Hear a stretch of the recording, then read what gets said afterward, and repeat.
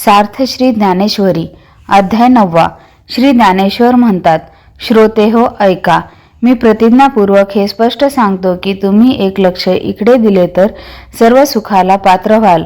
पण तुम्हा सर्वज्ञांच्या सभेपुढे मी हे आढ्यतेने बोलत नाही हो. तुम्ही लक्ष द्या. ही माझी तुम्हाला लढिवाळपणाची विनंती आहे. कारण तुम्हासारखी संपन्न माहेर घरे असल्यावर आवड म्हणून जी एक वृत्ती आहे तिची देखील आवड पूर्ण होते आणि मनोरथाची देखील इच्छा तृप्त होते. तुमच्या कृपादृष्टीच्या ओलाव्याने भरात आलेल्या प्रसन्नतेच्या मळ्याची थंडगार सावली पाहून श्रमलेला असा जो मी तो त्या ठिकाणी विश्रांती घेतो. महाराज, तुम्ही सुखामृताचे डोहच आहात, म्हणून आम्ही आपले इच्छेप्रमाणे त्यात बागडावे असे म्हणतो. येथेही जर तसे करून घेण्यास तुमच्याशी सलगी करण्यास भिवू लागलो तर आम्ही तृप्त तरी व्हावे कोठे? किंवा बालकाच्या बोबड्या बोलांनी व वेड्या वाकड्या चालण्याने ज्याप्रमाणे कौतुक मानून आई आनंद पावते, त्याप्रमाणे तुम्हा संतजनांची प्रीती कोणत्या तरी रीतीने मजवर व्हावी या पूर्ण इच्छेने मी तुमच्याशी सलगी करीत आहे.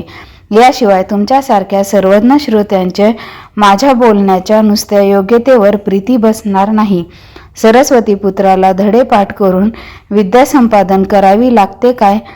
पहा की पाहिजे तेवढा मोठा जरी काजवा असला तरी सूर्यप्रकाशापुढे त्याचे तेज पडेल काय? तसेच अमृतरूप तटात वाढण्याजोगी पाकनिष्पत्ती कोणती आहे आहो, ज्याचे थंड किरण आहेत. अशा चंद्राला पंख्याने वारा घालणे किंवा सुस्वराला गायन ऐकविणे, तसेच दागिनाला अलंकार घालणे असे कोठे होईल का? परिमळाने कशाचा वास घ्यावा, समुद्राने कशात न्हावे आणि हे आकाश ज्यात मावेल अशी मोठी वस्तू कोणती आहे सांगा बरे. त्याचप्रमाणे तुमचे अवधान तृप्त होईल आणि तुम्ही असे म्हणाल की ही गोष्ट खरी. असे तुम्हाला तृप्त करण्याजोगे वक्तत्व कोणाचे आहे? म्हणून संपूर्ण जग प्रकाशमय करणाऱ्या सूर्याला काडवातीने आरती करू नये की काय? किंवा समुद्राला चुळकाभर पाण्याने अर्घ्य देऊन नये का? महाराज, तुम्ही केवळ शंकराची मूर्ती आहात आणि मी गरीब तुमच्या भक्तीने पूजा करीत आहे. म्हणून बोलाच्या ऐवजी माझी बोलरूपी निर्गुणीचा तुम्ही स्वीकार करणार नाही का?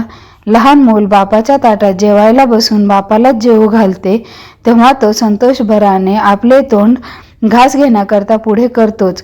त्याचप्रमाणे मी जर तुमच्याशी बालकाप्रमाणे विनोदाने वर्तन करीतो तर तुम्हाला त्या माझ्या वर्तनापासून आनंदच झाला पाहिजे.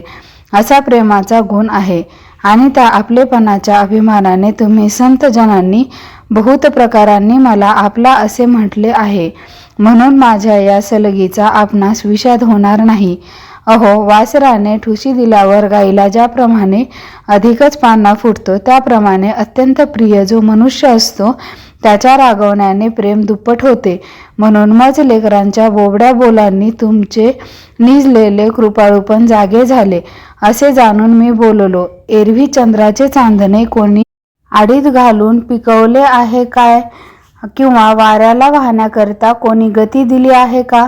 तसेच आकाशाला कोणी गवसणी घातली आहे का? ऐका, पाण्याला पातळ करावे लागत नाही आणि लोणी तयार झाल्यावर ते रवीने कोणी घुसळीत नाही. त्याचप्रमाणे ज्याला पाहून माझे व्याख्यान लाजल्यामुळे माघारी येते हे असो, ज्यापुढे वेदांचे शब्द कुंठित झाल्यामुळे तेही ज्याच्या शय्येवर गाढ निद्रा घेतात, ज्यापुढे वेदांची मती कुंठित झाल्यामुळे तेही स्तब्ध राहतात, तो गीतार्थ मी मराठी भाषेत वर्णन करावा असा माझा अधिकार आहे का? परंतु अशी स्थिती असताही मला पुढच्या आशेवर इच्छा उत्पन्न झाली, ती ही की मन धीट करून तुमच्यासारख्यांची प्रीती संपादन करावी. तर आता चंद्रापेक्षाही थंड करणाऱ्या व अमृताहूनही जीवन देणाऱ्या अशा अवधानाने माझ्या मनोरथाला पुष्टी द्या. कारण जर तुमची कृपादृष्टी रूपवृष्टी मजवर पूर्ण होईल तर माझ्या बुद्धिरूप भूमीत सकलार्थ रूप धान्य पिकेल. एरवी जर तुम्ही उदास असाल तर अंकुर आलेले ज्ञान सुकून जाईल. वक्तृत्व रूप पाखराला अवधानरूपी चारा मिळाल्यावर त्याच्या प्रत्येक अक्षरूपी अवयवाला अर्थरूपी पुष्टी येईल. अर्थ हा शब्द बाहेर पडण्याची वाट पाहत असतो. शब्द बाहेर पडल्यावर त्यातून अर्थावर अर्थ निघतात आणि बुद्धीला नाना प्रकारचे श्लेष सुचू लागतात. म्हणून संवादरूपी अनुकूल वारा सुटला असता वक्त्याच्या हृदयाकाशात ब्रह्मज्ञानाची वृष्टी होते आणि जर ऐकणाराचे दुर्लक्ष असेल तर वक्तृत्वाला आलेला रस वितळून जातो. अहो, चंद्रकांत मनाला पाझर सुटतो. ही गोष्ट खरी आहे, परंतु ही शक्ती एका चंद्राचेच ठिकाणी आहे. म्हणून बोलणारा श्रोत्याशिवाय किंमत नाही. परंतु आम्हास गोड करून घ्या अशी तांदळांना विनंती करावी लागते का? तसेच कळसूत्री भाऊलांना आम्हाला नाचवा म्हणून सूत्रधाराची विनंती करावी लागते का? तो सूत्रधार भाऊलांचा कामाकरता त्यांना नाचवित नाही, तर आपली कुशलता दाखविण्याकरता नाचवतो. म्हणून आम्हाला या उठाठेवी करण्याचे काय कारण आहे? त्यावेळी श्री गुरु निवृत्तीराज म्हणतात, तुला इतके उदास होण्याचे कारण काय आहे? तुझे सर्व बोलणे आम्हाला मान्य आहे. तर आता श्रीकृष्णांनी जे अर्जुनास सांगितले ते सांग. तेव्हा निवृत्तीदासच ज्ञानदेव संतोष पाहून मोठ्या उल्हासाने म्हणाले, होय महाराज, ऐका. श्रीकृष्ण असे म्हणाले, अर्जुना, माझ्या अंतःकरणातील अतिगुह्य असे जे ज्ञानाचे अधिकरण ते पुन्हा तुला सांगतो. आता अशा प्रकारे हे जीवाचे गुह्य फोडून ते तुला मी का सांगतो अशी जर तुझ्या मनात सहज शंका येईल तर बाबा रे ऐक. तू समजदार असून केवळ आस्थेची मूर्ती आहेस आणि आम्ही जे तुला सांगतो ते तू मनापासून ऐकतोस. म्हणून आमची गुह्य गोष्ट बाहेर पडली तरी पडो आणि न बोलावयाची गोष्ट बोलावी लागली तर लागो, पण आमच्या हृदयातील गुह्य गोष्ट तुझ्या हृदयात पडो. अरे, स्तनात जरी दूध साठविले असले तरी त्याची गोडी स्तनाला नसते. म्हणून जर एकनिष्ठ सेवन करणारा वत्स मिळाला तर त्याची इच्छा पूर्ण होवो. मुढ्यातून पेरण्याचे बी काढून ते तयार केलेल्या जमिनीत पेरले तर ते सांडलवंडीवर गेले असे म्हणता येईल का? याकरिता प्रशस्त अंतःकरणाचा, शुद्ध बुद्धीचा, निंदा न करणारा व एकनिष्ठ असा जर भक्त असेल तर त्याला आपली मनातील गुप्त गोष्ट ही आनंदाने सांगावी. तर ह्या गुणांनी संपन्न असा सांप्रत तुझ वाचून कोणी नाही. म्हणून गुप्त अशी ही गोष्ट तुझ्यापासून चोरता येत नाही. आता वारंवार गुप्त गुप्त म्हटल्यामुळे तुला कंटाळवाणे वाटले, तर आता तुला प्रापंचिक ज्ञानासह ब्रह्मज्ञान सांगतो. परंतु खरे आणि खोटे नाणे एके ठिकाणी मिसळल्यावर ज्याप्रमाणे फाडी लावून निराळे करतात त्याप्रमाणे ज्ञान व विज्ञान निराळे करून दाखवितो. किंवा राजहंस आपल्या चोचीची सांडस करून दूध व पाणी निराळे करतो, त्याचप्रमाणे हे ज्ञान विज्ञान तुला स्पष्ट करून सांगतो. म्हणजे मग कोंडा व धान्य उफणण्याकरिता वाऱ्यावर धरले असता धान्याची खाली सहज रास होऊन कोंडा निराळा होतो, त्याप्रमाणे ते जाणल्याबरोबर संसाराच्या पाठीमागेच संसार लावून साधकाला ते मोक्षश्रीच्या पाठीवर नेऊन बसवितो. ज्याला सर्व ज्ञानाच्या ठिकाणी मुख्य असे आचार्यांचे स्थान मिळते, जे सर्व गुह्याचे स्वामी, पवित्र वस्तूंचा राजा आणि धर्माचे अधिष्ठान, तसेच उत्तमात उत्तम व ज्या ज्ञानाची प्राप्ती झाली असता दुसरा जन्म घेण्याचे कारण राहत नाही, जे गुरुच्या मुखातून थोडे बाहेर पडू लागले नाही, तो शिष्याच्या हृदयात स्वयमेव असलेले ब्रह्म त्यास सहज प्राप्त होते. त्याचप्रमाणे सुखाच्या पायरीने चढत गेले असता ज्याची भेट होते आणि मग भेट झाल्यावर भेटीपासून होणाऱ्या सुखाचा ज्याच्या ठिकाणी लय होतो, परंतु ज्याच्या प्राप्तीच्या सुखाच्या अलीकडील काठावर उभे असताही चित्त आनंदयुक्त होते, असे सुलभ आणि सोपे असून जे परब्रह्म होय, खरोखर या ज्ञानात आणखीही गुण आहेत. ते हे की हे प्राप्त झाले असता नाहीसे होत नाही, हे अनुभव घेतल्याने कमी होत नाही, तसे जवळ असते परंतु विटतही नाही. हे चतुर अर्जुना, आता तू जर अशी शंका घेशील की एवढी अप्रतिम वस्तू असता लोकांना मिळाल्याशिवाय कशी राहिली, जे लोक एकोत्रा व्याजाकरिता जळत्या आगीतही उडी घालण्यास मागे पुढे पाहत नाहीत, ते सहज आपल्या ठिकाणीच असलेली गोडी कशी टाकून देतील.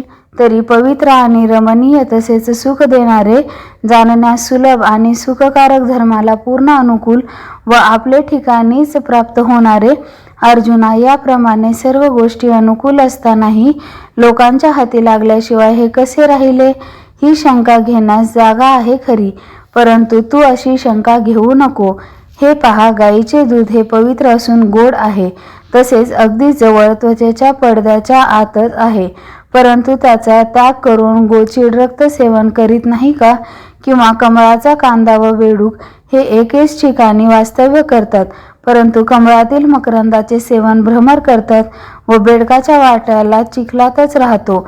अथवा दुर्दैवाच्या घरी मोहरा वगैरे अगणित द्रव्य पुरविलेले असूनही तो तेथे बसून उपास काढून दारिद्र्यावस्था भोगतो. त्याचप्रमाणे मनुष्याच्या सर्व सुखाचे विश्रांती स्थान असा मी राम मनुष्याच्या हृदयात असता त्या अज्ञानी पुरुषाची विषयावर वासना असते.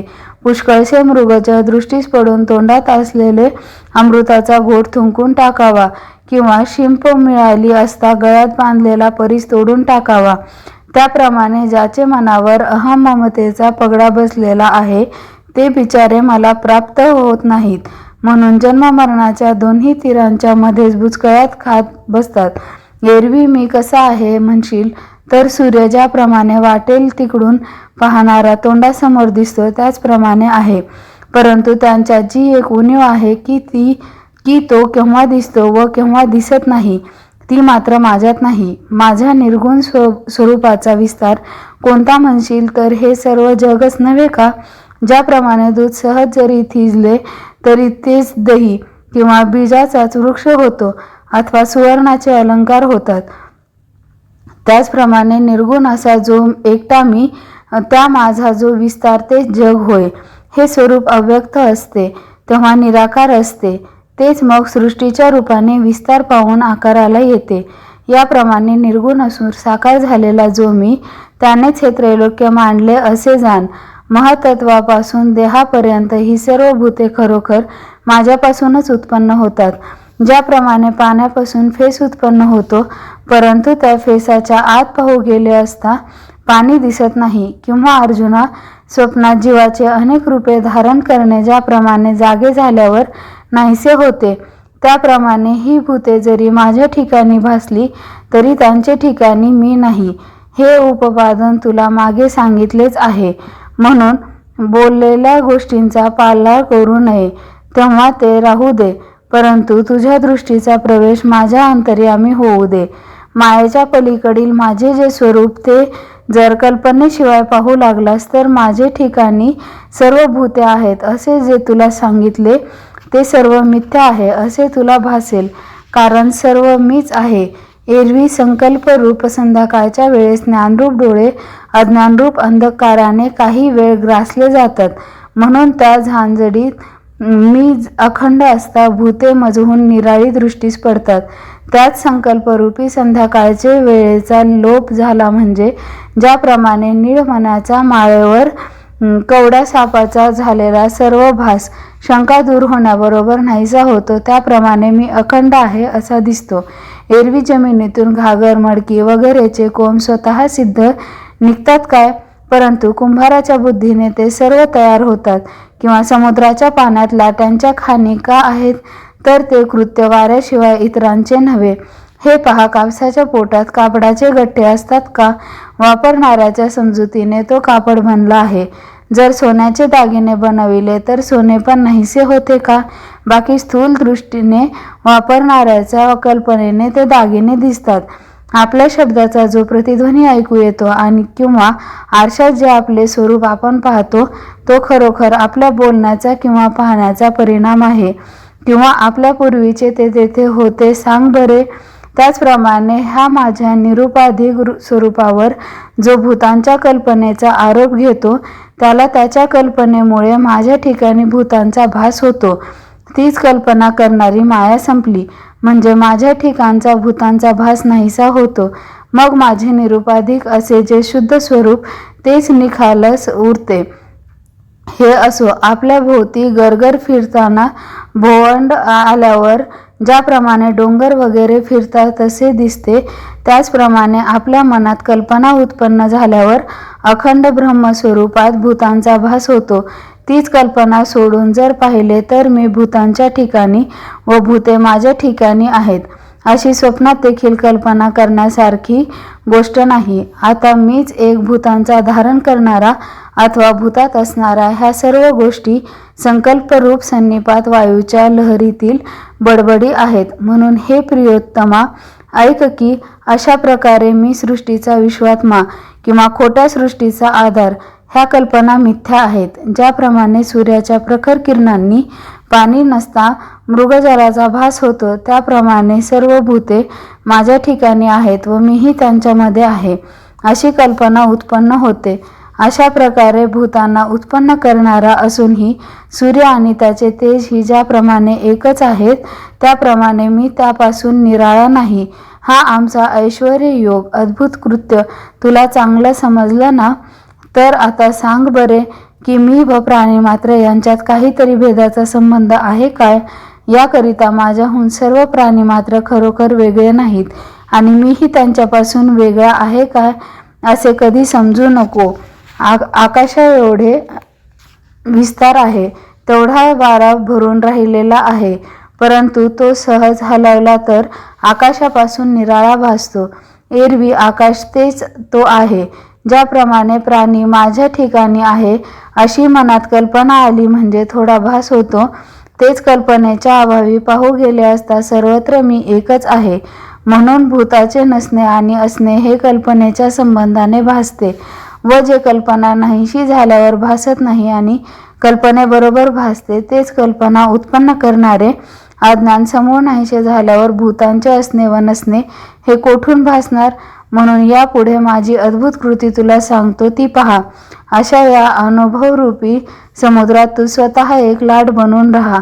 मग तू या चराचराकडे पाहू लागलास म्हणजे सर्वत्र तूच भरला आहेस असे तुझ्या दृष्टीस पडेल. देव म्हणाले, अर्जुना, हे जे मी तुला ज्ञान सांगितले त्याचा तुझ्या मनात काही प्रकाश पडला का? तर आता तुला जे मी व विश्व ही दोन आहेत असे स्वप्न पडले होते ते खोटे ठरले नाही का? परंतु पुढे कदाचित तुझ्या बुद्धीला जर कल्पनारूप झोप लागली तर मी व जग ही एकच आहे असा जो बोध तो जगतरूपी स्वप्न पडू लागल्यावर नाहीसा होईल. म्हणून या कल्पनारूप निद्रेची वाट मोडून शुद्ध असे जे ब्रह्मज्ञान ते आपोआप तुला प्राप्त होईल. असे जे एक खरोखर तत्व आहे ते मी तुला आता दाखवून देतो. तर हे धैर्यवान धनंजया, तू नीट लक्ष दे की प्राणीमात्राची उत्पत्ती, स्थिती व लय यास एक मायाच कारण आहे. त्या मायेला प्रकृती असे म्हणतात व ती दोन प्रकारची आहे. म्हणून तुला पूर्वी सांगितलेच आहे. पैकी एक 8 प्रकारच्या रूपाने भिन्न आहे व दुसरी जीवरूप अशी आहे. हे पांडवा, हा प्रकृतीचा सर्व विषय तू पूर्वी ऐकलाच आहेस, म्हणून त्याचबद्दल पुन्हा पुन्हा सांगण्याचे कारण नाही. तरी महाप्रलयाच्या शेवटी ही सर्व भूते माझ्या प्रकृतीरूप अव्यक्त स्वरूपात लय पावतात. ग्रीष्म ऋतूमध्ये कडक उन्हाच्या योगाने ज्याप्रमाणे गवत बीजासह जिरून जाते किंवा वर्षाकालाच्या मेघाच्या अवडंबर संपल्यावर शरद ऋतूचा अंकुर फुटतो, तेव्हा सर्व आकाशातील ढग आकाशातच जिरून जातात. अथवा आकाशाच्या पोकळीत ज्याप्रमाणे वायू उत्पन्न होऊन नाहीसा होतो किंवा पाण्यात उत्पन्न झालेल्या लाटा पाण्यातच नाही तशा होतात, नाहीतर जागे झाल्यावर मनातले स्वप्न मनातच मावळते, त्याप्रमाणे महाप्रलयाच्या शेवटी प्रकृतीपासून उत्पन्न झालेली सर्व भूते प्रकृतीतच मिळतात. मग सृष्टीच्या आरंभी पुन्हा ती मीच निर्माण करतो अशी जी बोलवा आहे ती विषयी खरी खुबी तुला सांगतो ती ऐक. तर अर्जुना, ह्याच माझ्या प्रकृतीचा मी जेव्हा सहज अंगीकार करतो तेव्हा तंतूच्या समुदायासंबंधाने ज्याप्रमाणे वस्त्रावर विणकर दिसते व मग त्या विणकरीच्या आधाराने जशी लहान चौकड्यांची वस्त्रे तयार होतात, त्याप्रमाणे पंचभूतात्मक आकाराने प्रकृती सृष्टीरूप चमकू लागते. ज्याप्रमाणे विरजण घातल्याच्या योगाने दूध विरजू लागते, त्याप्रमाणे प्रकृती ही सृष्टीतील आकार बनू लागते. ज्याप्रमाणे पाण्याच्या सानिध्याने बीजाला फांद्या वगैरे फुटून त्याचे झाड होते, त्याप्रमाणे प्राणीमात्रासंबंधी सृष्टीतील पसारा माझ्यामुळे होतो. अरे, एखादे शहर राजाने वसविले हे म्हणणे जरी खरे असले तरी खरोखर पाहू गेले असता राजाच्या हाताला काही शीन पडतो का? आणि मी प्रकृतीचा स्वीकार करतो तो कसा म्हणशील तर जसा स्वप्नावस्थेत असलेला मनुष्य जागृत अवस्थेत येतो तसा. तर हे पंडूसुता, स्वप्नावस्थेतून जागृत अवस्थेत येताना त्या मनुष्याचे पाय दुखतात का? किंवा स्वप्नावस्थेत असताना त्याला फिरण्याचे श्रम होतात का? या सर्वाचा अभिप्राय काय म्हणशील तर ही भूतसृष्टी निर्माण करण्याला मला काही एक करावे लागत नाही, हाच अर्थ आहे. ज्याप्रमाणे राजेने आज्ञेत ठेवलेली प्रजा आपल्या प्राप्तीस्तव व्यापार करते त्याप्रमाणे प्रकृतीचा व माझा संबंध आहे. एरवी उत्पत्ती, स्थिती व लय हे सर्व व्यापार तिचेच आहेत. हे पहा, पौर्णिमेच्या चंद्राची भेट होताच समुद्राला अपार भरती येते. पण अर्जुना, येथे चंद्राला काही श्रम पडतात का? लोखंड जड असूनही लोहचुंबक जवळ असल्याने जरी हलते तरी लोहचुंबकाला लोखंड हलवण्याचे कोणते श्रम पडते का? किंबहुना ज्याप्रमाणे मी सृष्टी उत्पन्न होणाऱ्या इच्छेचा अंगीकार केल्यावर एकदम प्राणीमात्राचा विस्तार होऊ लागतो. हे पांडवा, हा सर्व प्राणी समुदाय प्रकृतीच्या अधीन आहे. ज्याप्रमाणे बीजाला वेली, पाने वगैरे उत्पन्न करण्यास भूमी समर्थ आहे, अथवा बाळपण, तरुण्य व वृद्धपण या अवस्थांना ज्याप्रमाणे देहसंग हे मुख्य कारण आहे, किंवा आकाशात मेघपंक्ती उत्पन्न होण्यास जसा वर्षाकाळ कारण आहे, किंवा स्वप्नाला जशी निद्रा कारण आहे, त्याचप्रमाणे हे नरेंद्रा, या सर्व प्राणी समुदायाला प्रकृती मुख्य कारण होय. स्थावर जंगमाला, स्थूल सूक्ष्माला फार काय सांगावे? या सर्व जगाला प्रकृतीच मूळ कारण होय. म्हणून प्राणी उत्पन्न करावे आणि उत्पन्न झालेला प्रतिपाळ करावा. या सर्व कृतीचे कर्तृत्व माझ्याकडे येत नाही. पाण्यात चंद्राला प्रकाश वेल पसरल्याप्रमाणे दिसतो, त्याची उत्पत्ती चंद्राने केली नाही. त्याप्रमाणे ही कर्मे माझपासून उत्पन्न झालेली असूनही माझपासून दूरच असतात. ज्याप्रमाणे समुद्राच्या पाण्याचा लोट वाहू लागल्यावर त्याला मिठाचा बांध अडवू शकत नाही, त्याप्रमाणे माझ्यात लय पावणारी सर्व कर्मे मला कशी बांधू शकतील? धुराचे छत जर वाहणाऱ्या वायूस हाक मारून अडथळा करील किंवा सूर्यकिरणात अंधार शिरेल, फार काय सांगावे? ज्याप्रमाणे पर्वताच्या पोटातील द्रव्यांना पर्जन्याच्या अतिवृष्टीनेही काही बाधा होत नाही, त्याप्रमाणे प्रकृतीच्या कर्मापासून मला काही एक बाधा होत नाही. एरवी त्या प्रकृतीच्या कार्याला एक कारण आहे असे समज, परंतु उदासीनाप्रमाणे मी काही करीत नाही. त्याप्रमाणे घरात ठेवलेला दिवा अमुक कर किंवा करू नको असे कोणाला सांगत नाही, आणि कोण काय व्यापार करतो हेही जाणत नाही. तो साक्षीभूत असून गृहकृत्यांची प्रवृत्ती होण्यास कारणीभूत होतो. त्याप्रमाणे सृष्टीची उत्पत्ती, स्थिती व लय या कर्मात मी उदासीन असून भूतांच्या ठिकाणी आहे, हा एकच अभिप्राय खरा आहे. पुन्हा पुन्हा पुष्कळ पर्यायांनी काय सांगू? हे सुभद्रापती, एकदा एवढे लक्षात ठेव अर्जुना, सर्व सृष्टीतील लोकांच्या व्यापारात ज्याप्रमाणे सूर्य कारणीभूत आहे, त्याप्रमाणे जगाच्या उत्पत्तीला मी कारण आहे असे जाण. का की मायेचा अंगीकार मी केला आहे व तिच्या योगाने प्राणी मात्राची उत्पत्ती होते. म्हणून या जगाच्या उत्पत्तीचे कारण मी अशी लोकांची समजूत आहे. तेव्हा माझ्यापासून भूतांची उत्पत्ती जरी होते तरी भूतात मी नाही, ही माझी अद्भुत करणी या ज्ञानाच्या उजेडाने नीट निहाळून पहा. अथवा प्राणी माझ्या ठिकाणी नाहीत व मी त्यांच्या ठिकाणी नाही, हे वर्म तू कधी विसरू नकोस. हे माझे मुख्य वर्म असूनही तुला उघड करून दाखविले आहे. तर आता तू आपल्या इंद्रियांची दारे बंद करून त्यांना कळू न देता आपल्या हृदयात याचा उपभोग घे. पार्था, हे वेदांत सिद्धांताचे वर्म जोपर्यंत हाती लागले नाही तोपर्यंत माझे खरे स्वरूप कधीही कळणार नाही. ज्याप्रमाणे कोंड्यात शोधू लागले असता दाण्याचा एक कण सुद्धा सापडत नाही, एरवी अनुमानाच्या साह्याने माझे खरे स्वरूप कळले असे वाटते. पण मृगजलाच्या ओलाव्याने जमीन कधी भिजली आहे का? माशाला धरण्याकरिता जे जाळे पसरतात त्यात चंद्राचे बिंब सापडल्यासारखे दिसते, परंतु ते जाळे नदीच्या काठावर काढून झाडल्यावर चंद्रबिंब कोठे असते सांग बरे? त्याचप्रमाणे आम्हाला अनुभव आला असे शब्दांच्या व वाणीच्या योगाने कितीएक लोक वरकरणी दाखवितात, पण मग खऱ्या बोधाच्या परीक्षेच्या वेळी आली म्हणजे त्यावेळेस खरोखर त्यांना ज्ञान झालेले नाही असे अनुभवास येते व दुसऱ्यास ते करूनही देता येत नाही. किंबहुना या संसाराला भिवून माझ्या प्राप्तीची जर खरी इच्छा असली तर तुला हे जे मी वर्म सांगितले ते आपल्या लक्षात पूर्ण वाहीव. एरवी काविळीच्या योगाने दृष्टी ग्रासल्यावर तो मनुष्य चांदण्याला पिवळे म्हणतो, त्याप्रमाणे निर्दोष असे जे माझे शुद्ध स्वरूप त्या स्वरूपावर त्याला दोष दिसतात.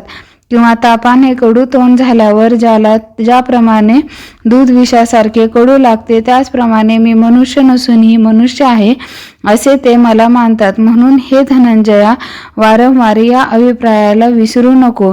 जर नुसत्या स्थूल दृष्टीने पाहू लागलास तर तुझे पाहणे व्यर्थ होईल. ज्याप्रमाणे स्वप्नातील अमृताने कोणी अमर होत नाही त्याप्रमाणे जे मला स्थूल दृष्टीने पाहतात ते खरोखर मला पाहत नाहीत. एरवी अज्ञानी लोक स्थूल दृष्टीने मला जाणले असे म्हणतात, परंतु त्यांचा समज त्यांच्या खऱ्या समाजाच्या आड येतो.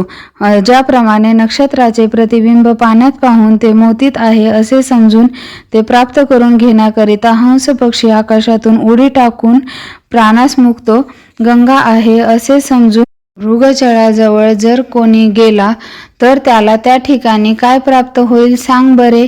त्याचप्रमाणे कल्पवृक्ष समजून बाबूळ हाती धरल्यावर त्याचा काय उपयोग होणार. नीलमण्याचा 2 सरांचा हार समजून जर कवड्या सर्पाला हाती धरले किंवा रत्न समजून गारा वेचून घेतल्या अथवा द्रव्याचा ठेवा जमिनीतून वर येऊन उजेड पडला आहे असे समजून खैराचे निखारे पदरात घेतले अथवा आपलीच पडछाया पाण्यात पडली आहे असे न जाणता सिंह विहिरीत उडी टाकून ज्याप्रमाणे प्राणास मुकला त्याचप्रमाणे प्रपंचात मी खास आहे अशा कृतनिश्चयाने जे प्रपंचात गुंग होतात ते चंद्राच्या ऐवजी त्याचे पाण्यात पडलेले प्रतिबिंब धरण्याकरिता प्रयत्न करणाऱ्याप्रमाणे फसतात. त्याचप्रमाणे संसारात मी आहे असा जो त्याचा कृतनिश्चय तो वाया जातो. जसा कोणी एखादा कांजी पिऊन अमृतापासून होणाऱ्या सुखाचा लाभ इच्छितो त्याचप्रमाणे अंतःकरणपूर्वक भरवशाने नाशवंत अशा देहाच्या ठिकाणी अविनाशी अशा मला पाहतात तर मी त्यांना कसा दिसेन. हे पहा, कोणी पश्चिम समुद्राकडे जाण्याच्या हेतूने पूर्व समुद्राच्या वाटेला जाऊ लागला तर त्याला पश्चिम समुद्र प्राप्त होईल का. किंवा हे महावीरा, कोंडा कांडू लागले असता त्यात धान्य प्राप्त होईल का. त्याप्रमाणे हे विस्तार पावलेले जग जाणल्याने निर्दोष अशा मला जाणता येईल का. फेस पाल्याने पाणी प्यायल्याप्रमाणे होते का. म्हणून मायामोहित मनोवृत्तीने संसारातच मी आहे असे भ्रांतीने मानून तेथील जन्ममरणादी सर्व स्थिती मलाही आहेत असे समजतात. याप्रमाणे नामरहित, क्रियारहित व देहरहित असा जो मी त्या मला नामधिकार कर्मकारी व देहधर्मांनी युक्त असणारा असे समजतात.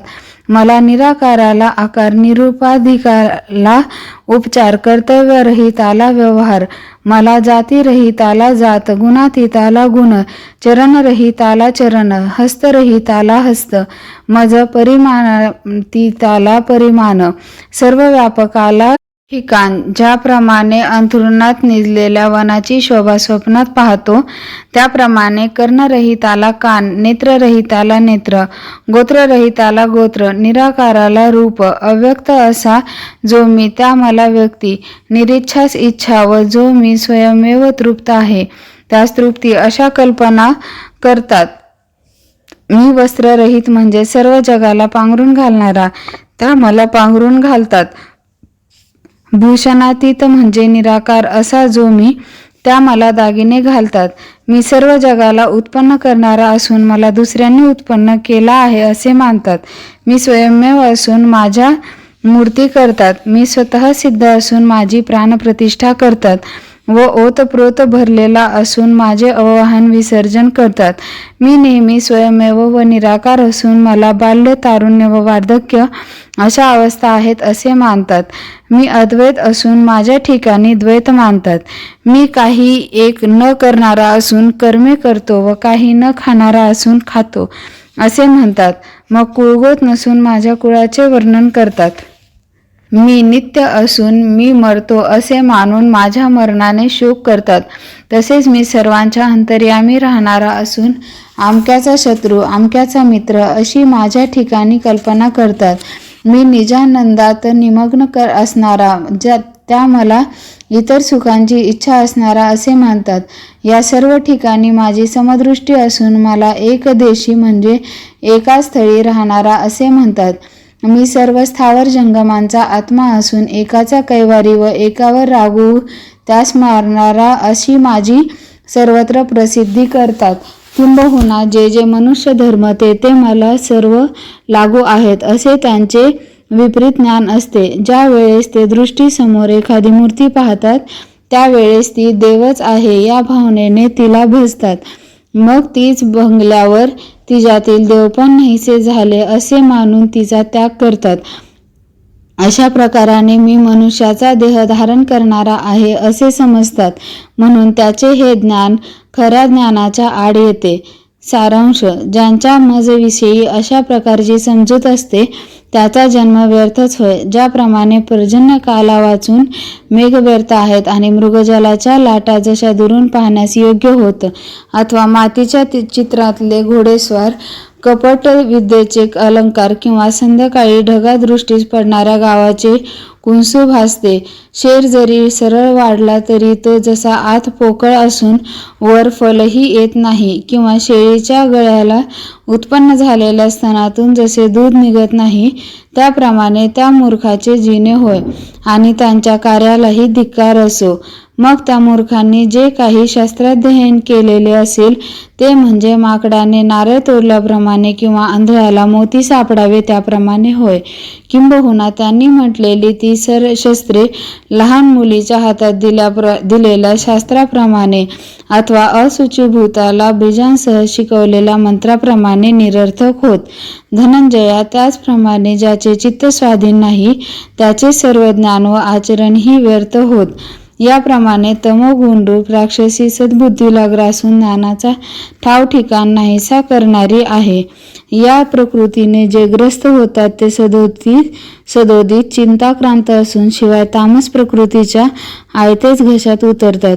जी राक्षसी प्रकृती आशारूप लाळेल, हिंसारूप जीभ लोळवून असंतोषरूप मांसाचे गोळे निरंतर चघळते, जी अनर्थरूप कानापर्यंत ओठ चाटीत बाहेर निघते, जी प्रमादरूपी म्हणजे भूलरूपी पर्वताची मोठी माजलेली दरी आहे, जिच्या द्वेषरूप दाढा खसखसा चावून ज्ञानाचा चुराडा करतात, व जी अगस्ती ऋषीला असलेल्या कुंभाच्या आवरणाप्रमाणे स्थूलबुद्धी लोकांना असुरी मायेची गवसणी आहे, अशा प्रकारच्या त्या असुरी प्रकृतीच्या तोंडात जे बळी होऊन पडतात ते भ्रांतिरूप कुंडात बुडून जातात. त्याचप्रमाणे जे अज्ञानाच्या खळग्यात पडतात ते विचाररूपी हाताला सापडत नाहीत. इतकेच नव्हे तर ते कोठे जातात त्याचा देखील पत्ता लागत नाही. म्हणून ही निष्फळ कथा राहू दे, कारण मूर्खांचे व्यर्थ वर्णन केले असता वाणीला शीन मात्र होईल. असे श्रीकृष्ण बोलल्यावर अर्जुन हो हो असे म्हणाला. नंतर भगवान फिरून म्हणतात, जिचे वर्णन केलेले असता वाणीला सुख होते ती साधूंची कथा ऐक. ज्या साधूंच्या निर्मळ अंतःकरणात मी क्षेत्र संन्यासी होऊन वास करीतो व जे निजलेले असताही वैराग्य हे ज्याची सेवा करीतो, म्हणून ज्यांना स्वप्नात सुद्धा विषय वासना होत नाही, ज्यांच्या सद्वासनेत धर्म राज्य करीतो, ज्यांना अधर्माची इच्छा सुद्धा होत नाही व ज्यांचे मन नेहमी सद्विचाराला पुष्टी देते, जे ज्ञानरूप गंगेत स्नान करून अंतर्बाह्य शुद्ध झालेले पूर्ण ब्रह्मस्वरूपाच्या प्राप्तीने तृप्त झाले व शांतीला नवीन पालवी फुटल्याप्रमाणे शांत झाले, जे ब्रह्माच्या रूपांतराला कोंब निघल्याप्रमाणे आहेत व जे धैर्यरूप मंडळाचे खांबच होत, त्याप्रमाणे जे आनंद समुद्रात बुडवून काढलेल्या कुंभाप्रमाणे ओतप्रोत भरलेले असून ज्यांना भक्तीची इतकी योग्यता वाटते की ते मोक्षालाही मागे सर असे म्हणतात व ज्यांच्या सहज लीलेत नीती जागृत दिसते, ज्यांनी आपल्या सर्व अवयवात शांतिरूप अलंकार घातले आहेत, ज्यांच्या इंद्रियांची विषयावर कधीही वासना जात नाही व ज्यांनी आपल्या चित्ताची मज सर्व व्यापकाला गवसणी केली आहे, असे जे महात्मे ते भगवत भक्तीला अनुकूल असणाऱ्या सात्विक प्रकृतीचे भाग्यच होय. ते माझ्या सर्व स्वरूपाला जाणतात आणि वाढत्या प्रेमाने ते महात्मे मला भजतात, पण त्यांच्या मनोधर्माने द्वैताला स्पर्शसुद्धा केलेला नसतो. अर्जुना, अशा प्रकारे जे मद्रूप होऊन माझी सेवा करतात त्यांच्या त्या सेवेची आश्चर्यकारक गोष्ट सांगावयाची राहिली आहे ती ऐक. तरी हरिकीर्तनाच्या प्रेमाने ते नाचतात, त्यामुळे प्रायश्चित्ताचे सर्व व्यापार नाश पावले आहेत व त्या कीर्तनाने पापाचे नाव देखील राहू दिले नाही. यम म्हणजे मनोनिग्रह व दम म्हणजे इंद्रिय निग्रह यांना निकृष्ट दशा आणली. तीर्थे आपापल्या जाग्यावरून उठवून लावली व यमलोकाचे सर्व व्यापार बंद पाडले. यम म्हणू लागला की कोणाचे नियमन करावे, दम म्हणाला कोणाला जिंकावे व तीर्थे म्हणू लागली आम्ही कशाचे क्षालन करावे, कारण दोष औषधासहित उरले नाहीत. याप्रमाणे माझ्या नामघोषाने जगातील सर्व प्राण्यांची दुःखे नाहीतशी होतात व सर्व जग ब्रह्मसुखाने दुमदुमून जाते. ते साधू पहार झाल्याशिवाय जीवांना प्रकाशित म्हणजे आत्मज्ञान करून देतात, अमृताशिवाय प्राण्यांच्या जीवांचे रक्षण करतात व योग साधनाशिवाय धडधडी डोळ्यासमोर मोक्ष दाखवितात, परंतु राजात व रंकात अंतर मानित नाहीत व लहान थोर जाणीत नाहीत. याप्रमाणे जगाला सरसकट आनंदाचे माहेरघर होतात. वैकुंठात जाणारा क्वचितच आढळतो, परंतु ह्या साधूंनी सर्व जगच वैकुंठ केले. अशा माझ्या नामभजनाच्या योग्यतेने सर्व जग पवित्र केले. साधूंचे तेज सूर्याप्रमाणे निर्मल आहे, परंतु त्या सूर्यातही तो अस्तास जातो, हा दोष आहे. चंद्रासारखे म्हणावे तर ते एखादे वेळेसच पूर्ण असतो, परंतु हे साधू नेहमी पूर्णत्वास पावलेले आहेत. त्यांचे औदार्य मेघाप्रमाणे म्हणावे तर तो ओसरतो, म्हणून उपमा देण्यास योग्य होत नाही. तर हे साधू निशंकपणे पंख असणाऱ्या सिंहाप्रमाणे होत. ज्या माझ्या नावाचा मुखाने एकदा उच्चार होण्याकरिता सहस्र जन्म माझी सेवा करावी लागते, ते माझे नाव ज्याच्या वाची पुढे कौतुकाने नाचत असते, ज्या माझ्या नावाचा असा महिमा आहे तो मी वैकुंठ लोकही नसतो, एखादे वेळी सूर्यमंडळातही दिसत नाही. इतकेच नव्हे तर योग्यांच्याही मनाचे उल्लंघन करून जातो. परंतु हे पांडवा, जरी मी कोठे सापडलो नाही तरी जे माझ्या नावाचा सतत घोष करतात त्यांच्याजवळ सापडायचाच. ते माझ्या गुणांनी इतके तृप्त झालेले असतात की ते देशकालाला विसरून म्हणणे संकीर्तनाच्या योगे आपल्याच ठिकाणीच सुखी झालेले असतात. कृष्ण विष्णू हरी गोविंद या शुद्ध नावाच्या कवितेने आत्मानात्म विचार करून ते माझे सतत नामस्मरण करतात. हे पंडुकुमारा, अशा प्रकारे आणखी पुष्कळ तऱ्हांनी माझे गुणानुवाद वर्णन करीत कोणी जगतात हिंडतात. अर्जुना, मग दुसरे कित्येक पंचप्राण व मन यांना अंतर्यामी जिंकून जयपत्र मिळवितात. बाहेरून यमनियमांचे कुंपण लावून आत मूळबंधाचा कोट करतात व त्यावर प्राणायाम रूप सतत चालू असणाऱ्या तोफा ठेवतात. मग कुंडलिनी ऊर्ध्वमुख होऊन तिच्या प्रकाशाने मन व प्राण यांच्या अनुकूलतेने चंद्रामृताचे 17व्या कलेचे तळे स्वाधीन करून घेतात. त्यावेळी प्रत्याहार हा मोठ्या पराक्रमाने कामक्रोधादी विकारांचा परिवारासह फडशा करतो आणि इंद्रिये बांधून हृदयात आणतो. इतक्यात धारण रूप घोडेस्वार हल्ला करून पंचमहाभूतांचे ऐक्य करतात व संकल्पाचे चतुरंग सैन्य मन बुद्धी चित्त व अहंकार नाहीसे करतात. नंतर जय जयकार शब्द होतो. ध्यानरूपी नौबत वाजू लागून एकरूपतेचे छत्र चमकू लागते. मागाहून समाधीरूप लक्ष्मीचा अखंड आत्मानुभवरूपी राज्यसुखाचा ब्रह्मरूप ऐक्यतेने पट्टाभिषेक होतो. हे अर्जुना, असे जे माझे कठीण भजन ते कोण करतात हे तुला सांगितले. आता याशिवाय दुसरे भजन करणारे कोण आहेत ते ऐक. वस्त्राच्या दोन्ही पदरापर्यंत जसा आडवा व उभा भरलेला तंतूच असतो, त्याप्रमाणे माझ्याशिवाय हे जगत दुसरे कशानेही व्यापलेले नाही, अशी त्याची समजूत आहे.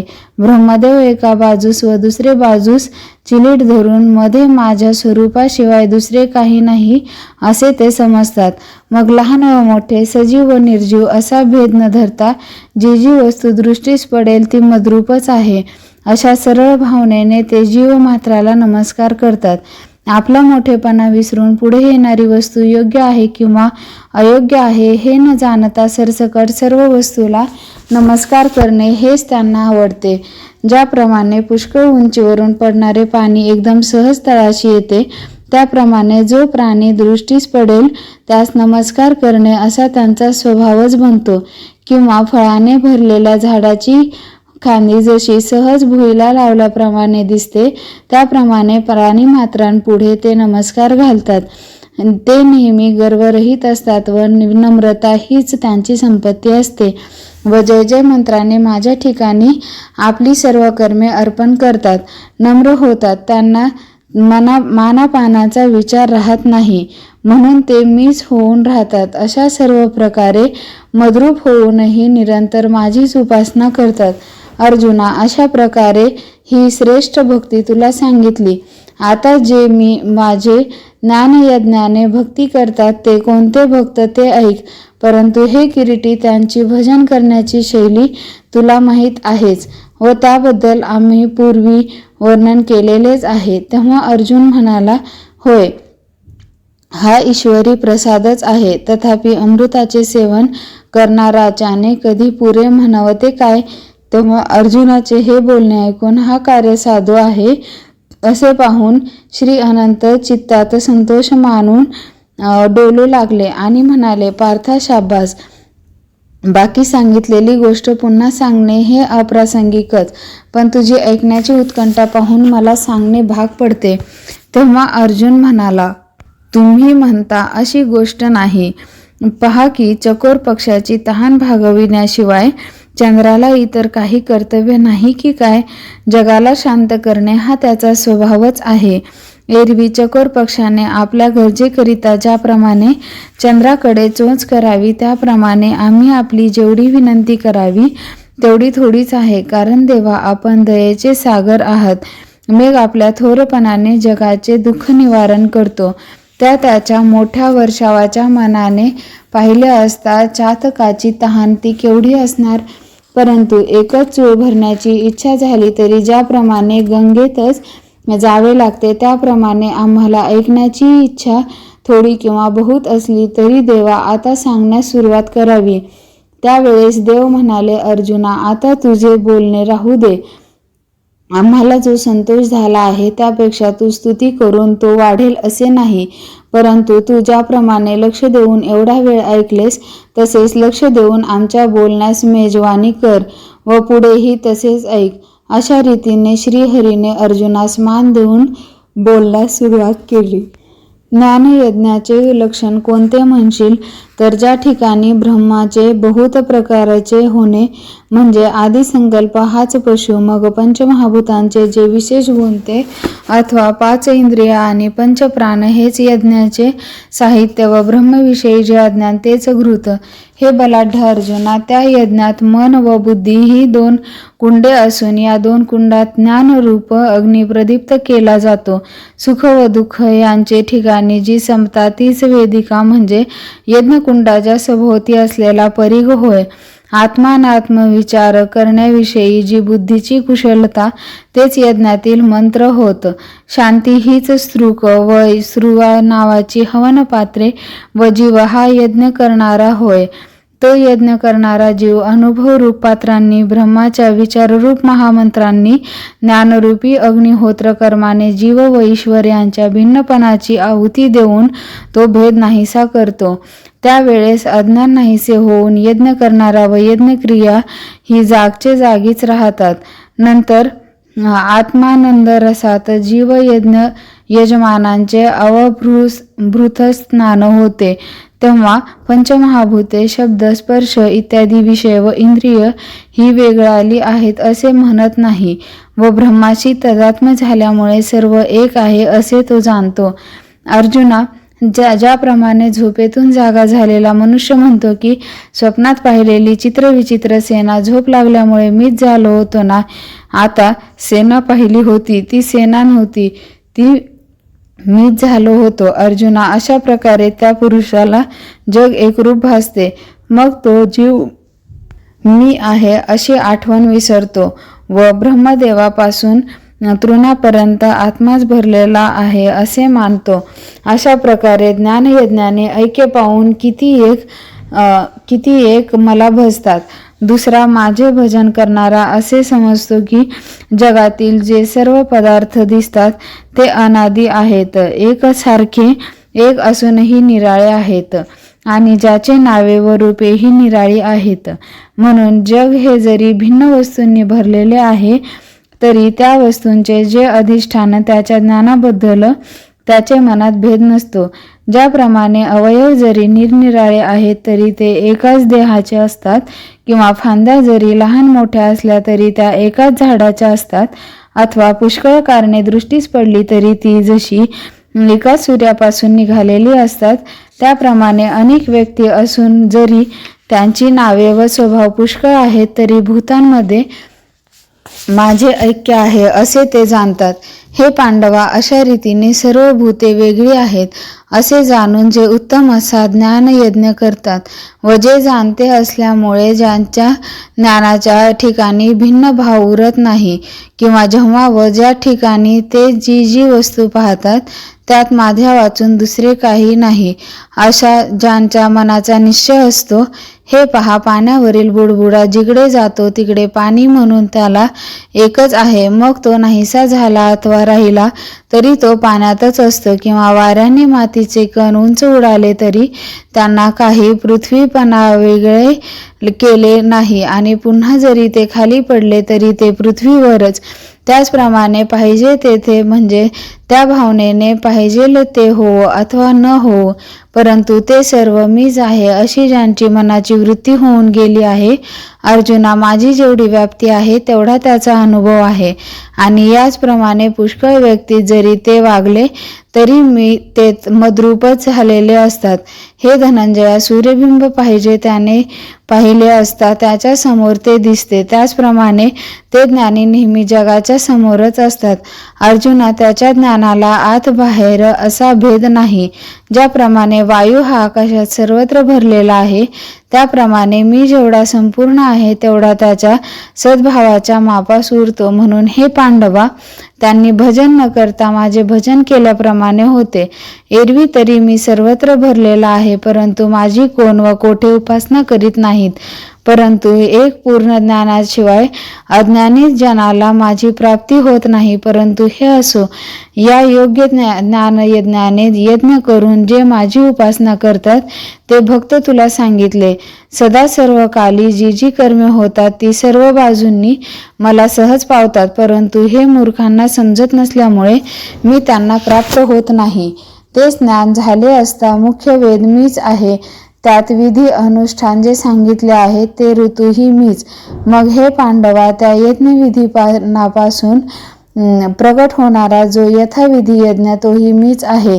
देवास हवी देण्याची मंत्र मी, पितरांसही हवी देण्याचा मंत्र मी, सोमवल्ली वगैरे नाना प्रकारच्या औषधी मी, धूत मी, समिधा मी, मंत्र मी, होमद्रव्य मी, ऋत्विज मी, ज्यात हवन करावयाचे ते अग्नीही माझे स्वरूप आहे आणि अग्नीत हवन करणारा ज्या वस्तू त्याही मीच आहे. हे पहा, ज्याच्या अंगसंगाने अष्टांग प्रकृती ही जगास प्रसवते तो जगतपिता मी. अर्धनारी नटेश्वर स्वरूपात ज्याप्रमाणे पुरुष तोच स्त्री व स्त्री तोच पुरुष असतो, त्याचप्रमाणे स्थावर जंगमाची माता ही मी आणि उत्पन्न झालेले जग ज्या ठिकाणी राहते व ज्याच्या योगाने प्राणीमात्राचे रक्षण होते ते निसंशय माझ्याशिवाय होत नाही. प्रकृती व पुरुष ही दोन्ही ज्याच्या अंतःकरणोपाधिरहित स्वरूपात म्हणजे निर्गुणात उत्पन्न होतात, तो या विश्वाचा आजार त्रिभुवनात मीच. अर्जुना, सर्व ज्ञानाच्या वाटा ज्या गावात येऊन मिळतात व चारी वेदांच्या चव्हाट्यावर ज्याला वेद्य असे म्हणतात, ज्या ठिकाणी पुष्कळ प्रकारची मते ऐकतेस आली, शस्त्रांची एकमेकांशी ओळख झाली व चुकलेली ज्ञाने जेथे एकत्र मिळाली, असे जे स्थान त्याला पवित्र असे म्हणतात. हे पहा, ब्रह्मबीजाला परा, पश्यंती, मध्यमा आणि वैखरी या 4 वाचा हेच अंकुर फुटल्यावर त्याचे मंदिर जो ओंकार तोही मीच होय. ज्या ओंकाराच्या पोटी अ, उ व म अशी अक्षरे उत्पन्न होतात व जी उपजल्याबरोबर 3 वेद उत्पन्न झाले, म्हणून ऋग, यजु व साम हे 3ही वेदही मीच व त्याप्रमाणे वेदांची वंशपरंपराही मीच होय, असे श्रीकृष्ण म्हणाले. हे सर्व स्थावर जंगम विश्व ज्या प्रकृतीच्या आत भरलेले आहे, ती प्रकृती श्रमली असता ज्या ठिकाणी विश्रांती पावते, ते उत्तम स्थान मी. आणि ज्याच्यामुळे ही प्रकृती वाचते, ज्याच्या आश्रयाने विश्व प्रसवते व जो प्रकृतीच्या निमित्ताने सत्व, रज, तम या गुणांचा उपभोग घेतो, तो विश्वलक्ष्मीचा पती मीच. आणि अर्जुना, सर्व त्रैलोक्याचा स्वामी मीच.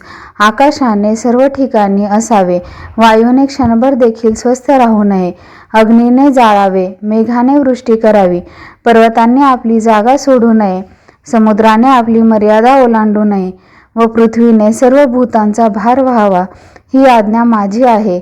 मी बोलविल्याने वेद बोलतात, मी चालविल्याने सूर्य चालतो, सर्व जगाचा चालक जो प्राण तोही मी हलविल्याने हलवतो आणि मीच आज्ञा दिली असता भूतांना काळ ग्रसतो. अर्जुना, याप्रमाणे हाच सर्व ज्याचे आज्ञाधारक असून आपापली कामे करतात, असा जो समर्थ तो जगाचा नाथ मीच व आकाशाप्रमाणे सर्व ठिकाणी असून साक्षीभूत असणारा तोही मीच. हे पांडवा, याप्रमाणे या नामरूपांनी जो सर्वत्र भरलेला आहे आणि जो आपणच नामरूपांचाही जिव्हाळा आहे, ज्याप्रमाणे लाटा पाण्यातच उत्पन्न होतात आणि लाटातही पाणी असते, त्याप्रमाणे जग माझ्यात व मी जगात आहे. जो मला एकनिष्ठपणा शरण येतो त्याला जन्ममरणापासून मी मुक्त करतो आणि म्हणून शरणागताचे रक्षण करणारा एकटा मीच आहे. प्रकृतीच्या वेगवेगळ्या गुणांनी मी एक असून अनेकपणाने जगातील प्राणी मात्रात प्राणरूपाने असतो. ज्याप्रमाणे हा समुद्र किंवा हा नाला असे न म्हणता सूर्य सर्व ठिकाणी प्रकाशित होतो, त्याप्रमाणे ब्रह्मापासून चिलटापर्यंत प्राणीमात्राला आवडता म्हणून जो आहे तो मीच. हे पांडवा, या त्रिभुवनाचे जीवन आणि उत्पत्ती, स्थिती, लय ह्या तिन्ही अवस्था जो मूळ तो मीच. बीजापासून वृक्ष आणि शाखा उत्पन्न होतात, पुढे ती झाडेच बीजात समावेश पावतात, त्याप्रमाणे आदिसंकल्पापासून सर्व जगाची उत्पत्ती होऊन पुन्हा ते जग आदिसंकल्पातच लय पावते, असे अव्यक्त वासनारूप जगाचे बीज जो संकल्प, त्याला कल्पांती जेथे राहण्यास ठिकाण मिळते ते मीच. जेव्हा निराकार स्वरूप प्रगट होते तेव्हा ही सर्व नाना रूपे लय पावतात, वर्ण व्यक्ती नाही तशा होतात व जातीचे भेदही राहत नाहीत. तेव्हा पुन्हा जग निर्माण करण्याकरता संस्काररूप वासनाशक्ती धारण करून ज्या ठिकाणी देव राहतात ते ठिकाणही मीच. मी सूर्याच्या रूपाने ज्या वेळेस तापतो त्यावेळेस हे जग कोरडे होते आणि पुन्हा इंद्राच्या रूपाने पाऊस पडतो, तेव्हा पुन्हा समृद्धी होते. ज्याप्रमाणे अग्नीने काष्ठभक्षण केल्यावर तेच काष्ठ पुन्हा अग्नी होते, त्याचप्रमाणे मरणारे स्वरूप माझेच आहे. यावरून मृत्यूच्या भागातील जी जी रूपे आहेत ती माझीच आहेत आणि न मरणारी ही रूपे सहज माझीच आहेत. आता फार बोलून काय सांगावे, सर्व तुला एकदाच सांगतो की व्यक्त व अव्यक्त रूपे ही माझीच आहेत असे जाण. म्हणून अर्जुना, मी नाही असे कोणते ठिकाण आहे, परंतु प्राणीमात्रांचे दैव काय चमत्कारिक आहे की ते मला पाहत नाहीत.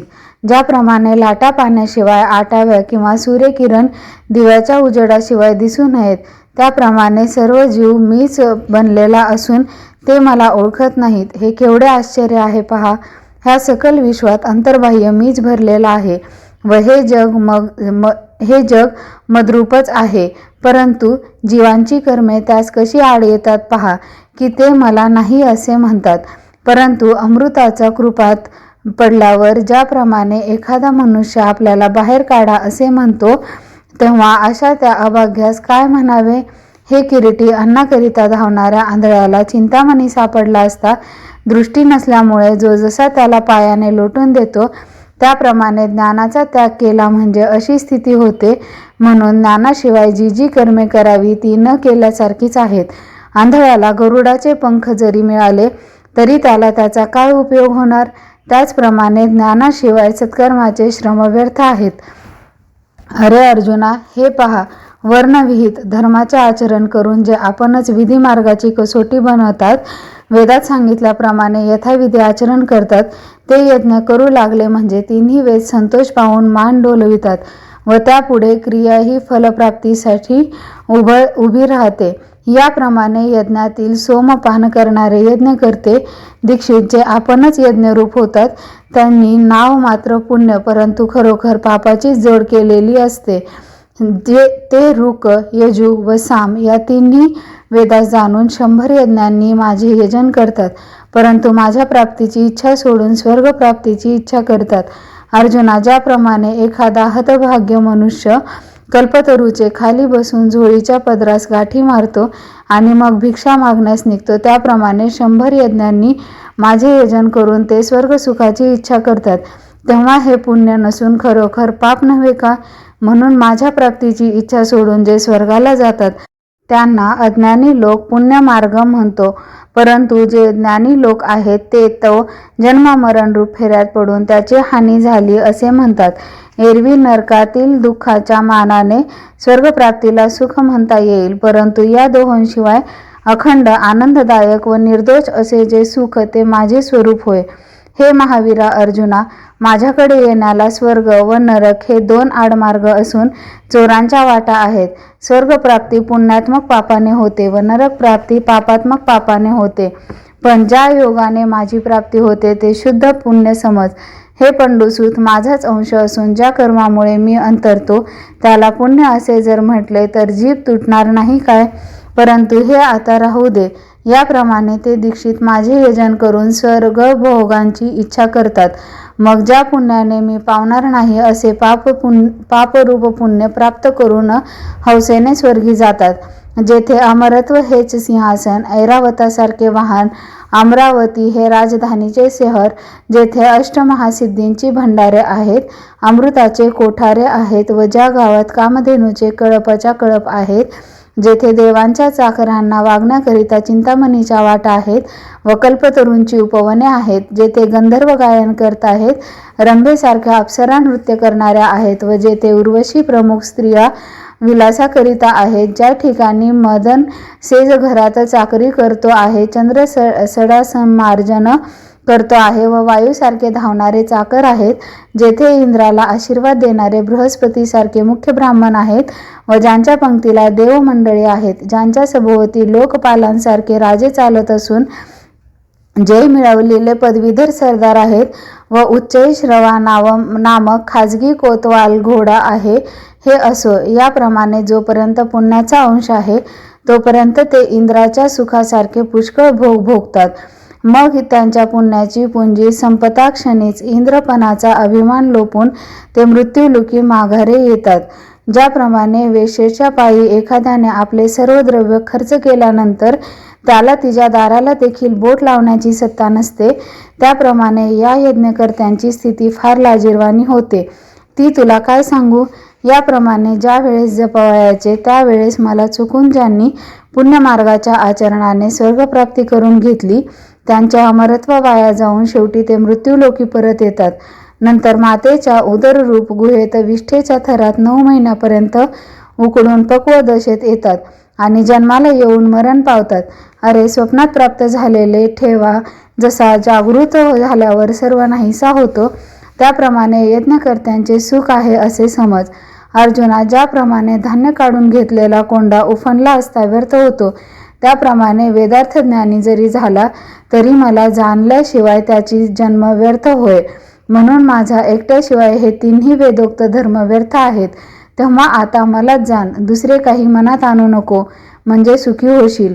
हे पहा, ज्यांनी आपले चित्त सर्व भावे करून माझ्याच ठिकाणी उगते विकले आहे, ज्याप्रमाणे गर्भातील गोळा कोणताही उद्योग करावयाचे जाणत नाही, त्याप्रमाणे ज्यांना माझ्या वाचून दुसरे काहीच चांगले दिसत नाही व ज्यांनी माझ्याच करिता आपला जीव ठेवला आहे, अशा प्रकारे एकनिष्ठ अंतःकरणाने जे माझे चिंतन करून माझी सेवा करतात त्यांची सेवा मीच करतो.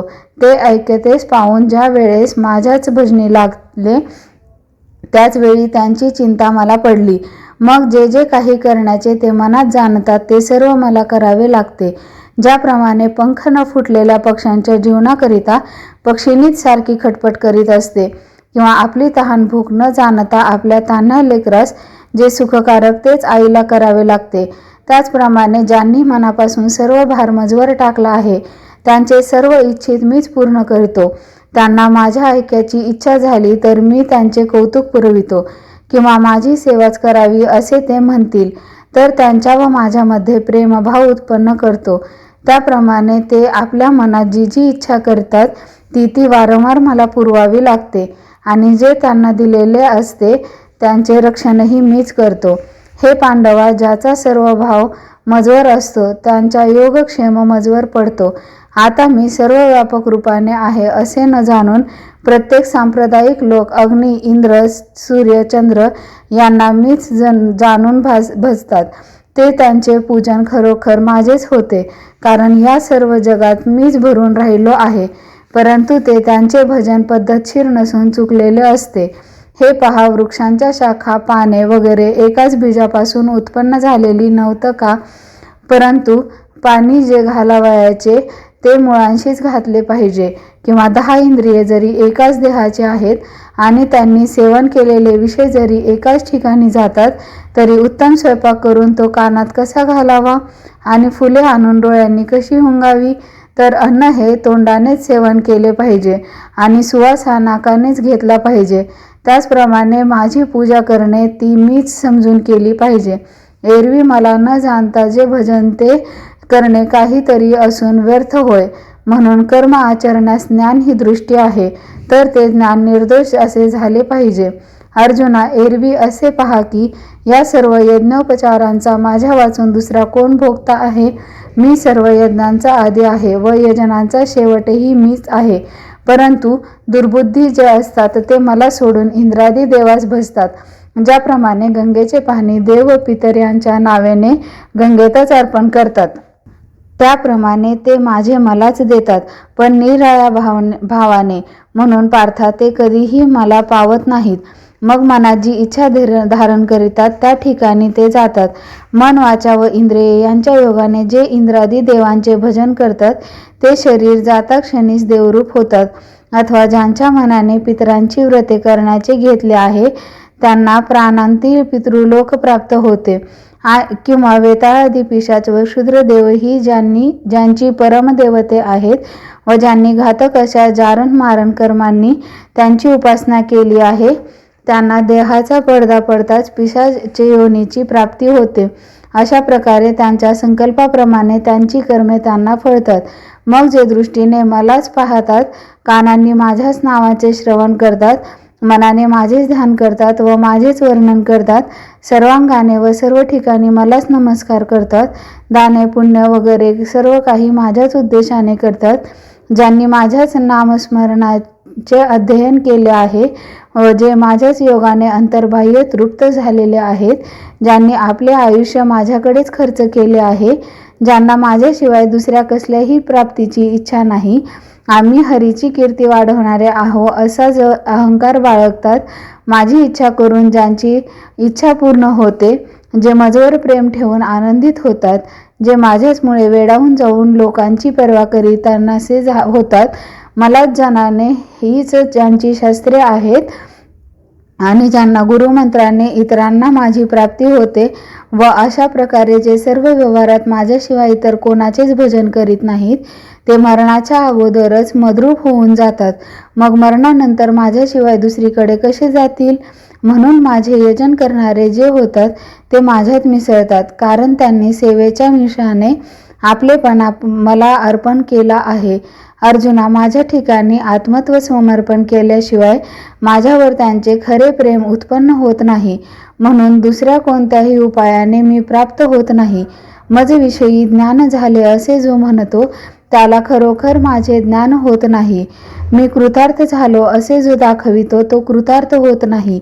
मी मुक्त झाले असे जो म्हणतो तो खरोखर मुक्त होत नाही. अथवा हे किरीटी, आम्ही यज्ञ केले, आम्ही धर्म केला किंवा आम्ही तप केले असे जे घमंड बाळगतात त्यांना माझ्या प्राप्तीच्या मानाने पहिली असता काडी इतकीही योग्यता नसते. हे पहा, ज्ञानबलात वेदाहून कोणी अधिक जाणत आहे का? किंवा शेषापेक्षा बोलण्यात किंवा मुखांनी कोणी अधिक आहे काय? पण तो शेषही ज्याच्या अंथरुणाखाली दडतो, वेदही नेती नेती म्हणून मागे सरतो, तसे सनकादिक पूर्ण ब्रह्मज्ञानीही ज्याच्याविषयी वेडे झाले आहेत. तपस्व्यांनी गणती करू लागले तर महादेवाच्या योग्यतेला दुसरा कोण लागेल?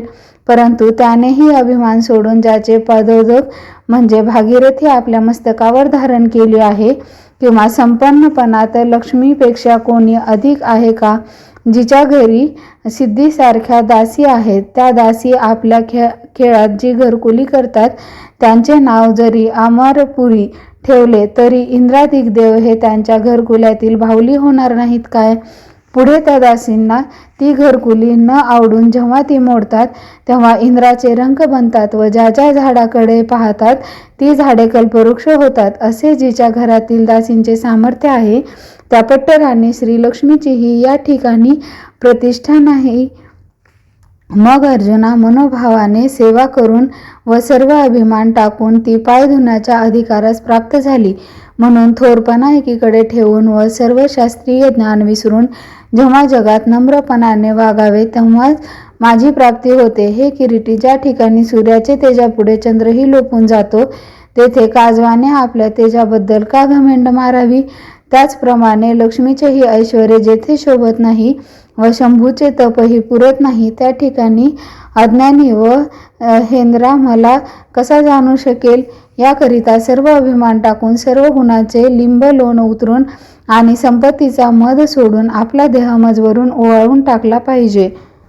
नंतर दृढ भक्तीने मला अर्पण करण्याच्या निमित्ताने हव्या त्या झाडाचे हवे ते फळ भक्ताने माझ्या पुढे केले म्हणजे मी ते दोन्ही हात पुढे करून घेतो व त्याचा देठ न तोडता ते आदराने सेवन करतो. हे पहा, भक्तिभावाने जर मला कोणी एखादे फूल दिले तर वास्तविक पाहता ते हुंगायचे, पण ते सोडून देऊन प्रेमाच्या भरात मी ते तोंडातच घालतो.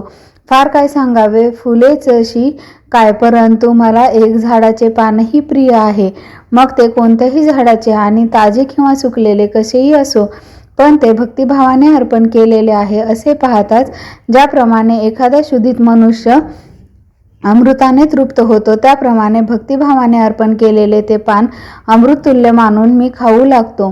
अथवा एखाद्या वेळेस अशी गोष्ट घडली की झाडाला कोठेच पाला नाही, पण पाणी मिळवायचे तर संकट पडणार नाही ना, ते वाटेल त्या ठिकाणी फुकट मेहनतीशिवाय मिळते तेच मला मनोभावाने अर्पण करतो. त्याने माझ्याकरिता वैकुंठाहूनही मोठी देवळे बांधल्याप्रमाणे व कौस्तुभमण्याहूनही तेजस्वी असे दागिने दिल्याप्रमाणे होते. त्याने दुधासारखी स्वच्छ व क्षीर समुद्रातील लाटाप्रमाणे फुगीर व मनोहर अशी अगणित शय्यास्थाने माझ्याकरिता निर्माण केल्याप्रमाणे आहेत. कापूर, चंदन, अगरू, कृष्ण अगरू अशा सुगंधाच्या महामेरू एवढ्या ढिगांनी माझ्या पुढे काडभाती लावून सूर्याची दीपमाळ पाजळल्याप्रमाणे आहे. त्याने गरुडासारखी वाहने, कल्पतरूच्या बागा व कामधेनूची खिल्लारे मला अर्पण केल्याप्रमाणे आहेत. मला अमृताहुनी गोड अशी पुष्कळ पक्वाने वाढून जो संतोष होतो तो अशा भक्तियुक्त अंतःकरणाने अर्पण केलेल्या पाण्याच्या थेंबापासून होतो. हे किरीटी, मी पोह्यांसाठी सुदामजीच्या जवळील गाठोडीच्या गाठी सोडल्या, त्या तू पाहिल्या आहेस ना? हे तुला सांगितले पाहिजे का? म्हणून मी फक्त एकच भक्ती ओळखतो, त्या ठिकाणी लहान थोर हे मानात आणत नाही आणि वाटेल त्याच्या भक्तीची मेजवानी केली असता आम्ही तिचा आदर करतो. एरवी पत्रे, पुष्पे, फळे ही आमची भक्ती करणाऱ्यांची केवळ निमित्त मात्र आहेत. याशिवाय भक्तित्वाखेरीज इतर सर्व सामुग्री आम्ही व्यर्थ समजतो. म्हणून अर्जुना ऐक, तू आपली बुद्धी स्वाधीन करून नेहमी आपल्या मनोरूप मंदिरात माझा विसर पडू देऊ नको.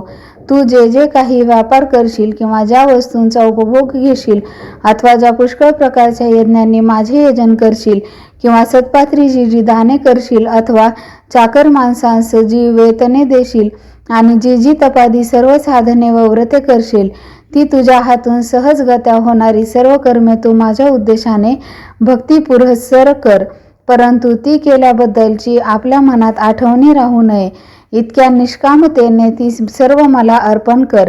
मग ज्याप्रमाणे अग्नीत भाजलेल्या बीजाला अंकुर येत नाहीत त्याप्रमाणे मला अर्पण केलेल्या शुभाशुभ कर्मांची फलप्राप्ती तुला होणार नाही.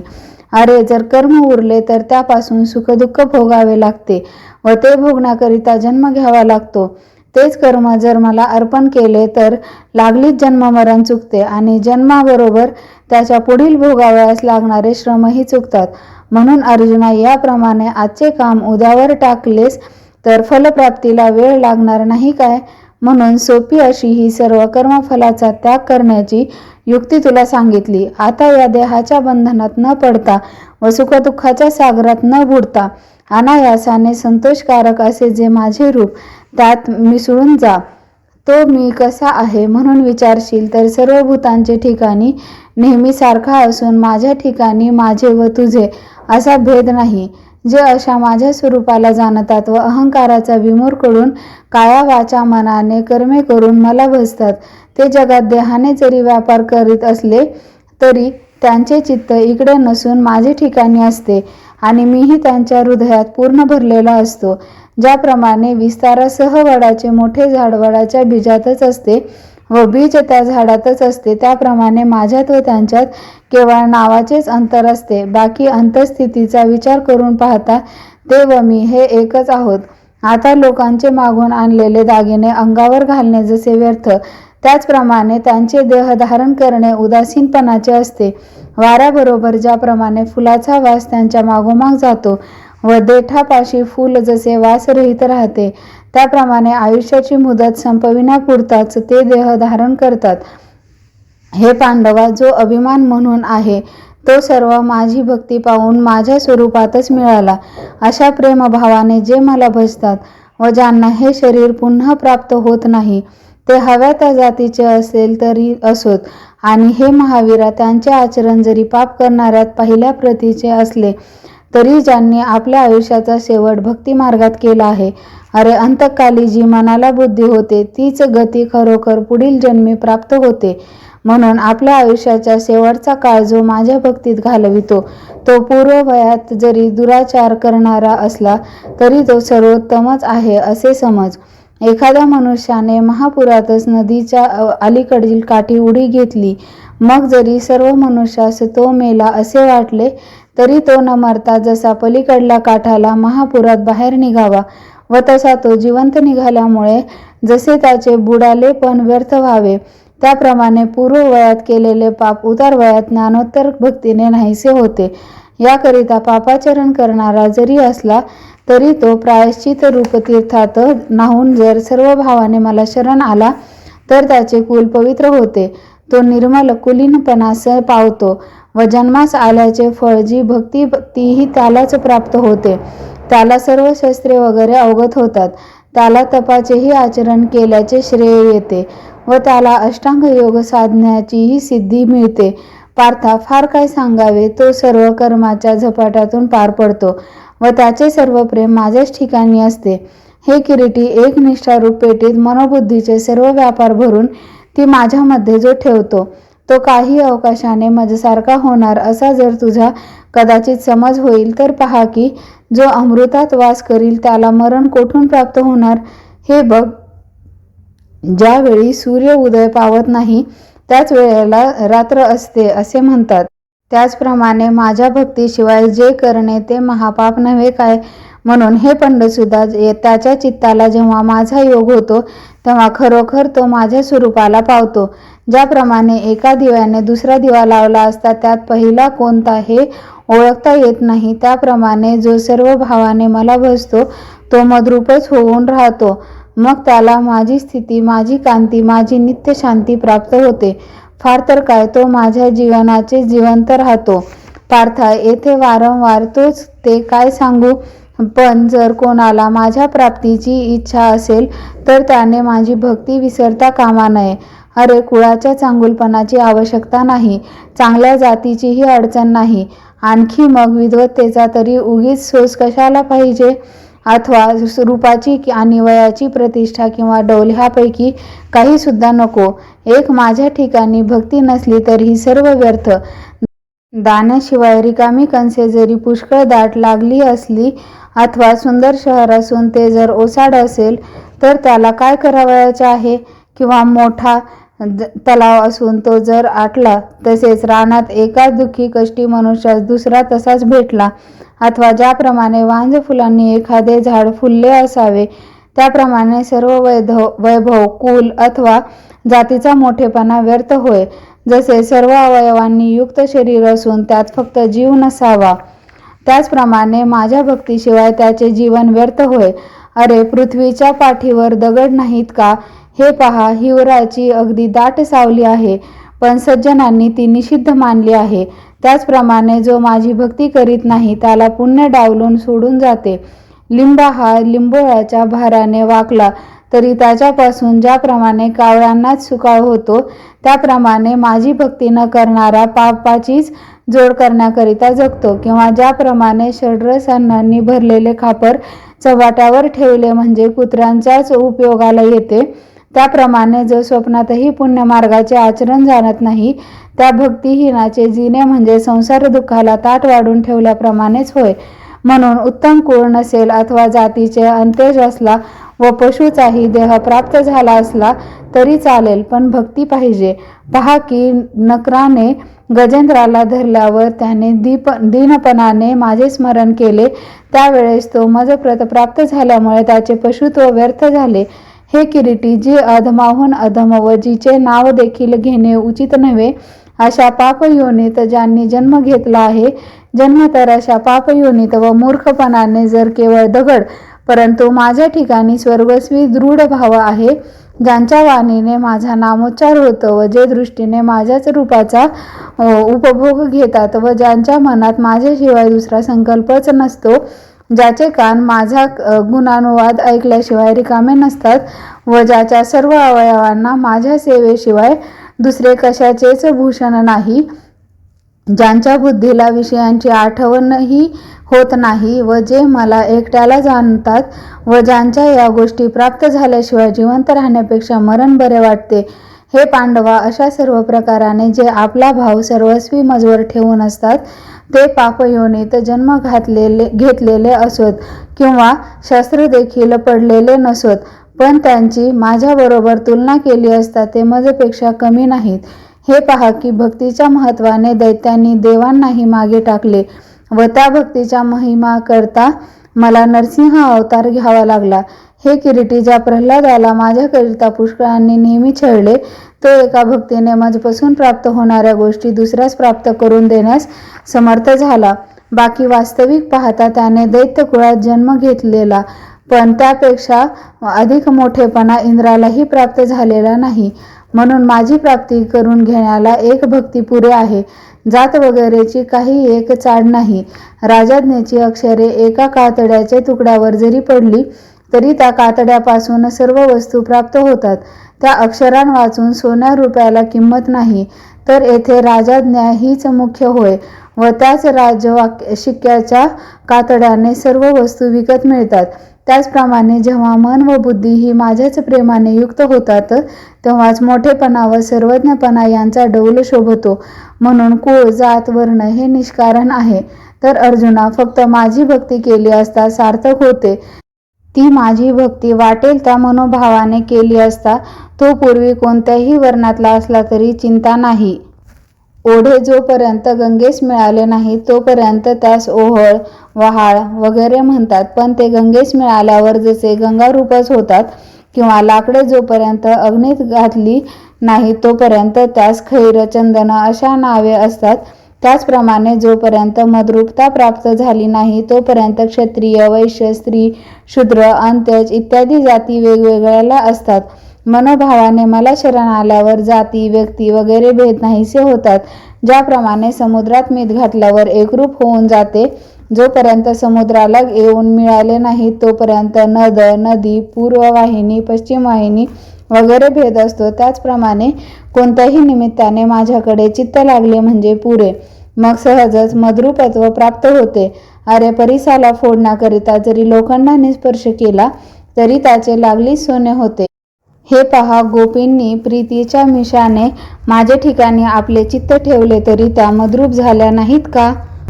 किंवा भीतीच्या योगाने कंस मद्रूप झाला नाही का? किंवा माझ्याशी अखंड वैर केल्याने शिशुपालादिक मद्रूप झाले नाहीत का? अरे तसेच पांडव व यादव यांस सोयरिकीच्या नात्याने व वासुदेवादिक यांना ममत्वाने माझे सायुज्य मिळाले नाही का?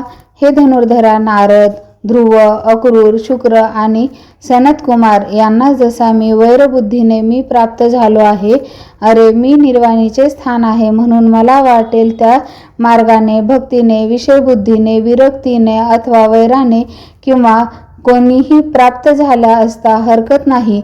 म्हणून पार्था, हे पहा की मला येऊन मिळण्याकरता येथे उपायांची उणीव नाही आणि वाटेल त्या जाती जन्म हो आणि माझी भक्ती करो अथवा वैर करो, परंतु भक्त किंवा वैरी जे व्हावयाचे ते माझेच व्हावे. अरे कोणत्याही निमित्ताने जर मला कोणी शरण आला तर मद्रूप होणे हे अगदी त्याच्या हाताचे आहे.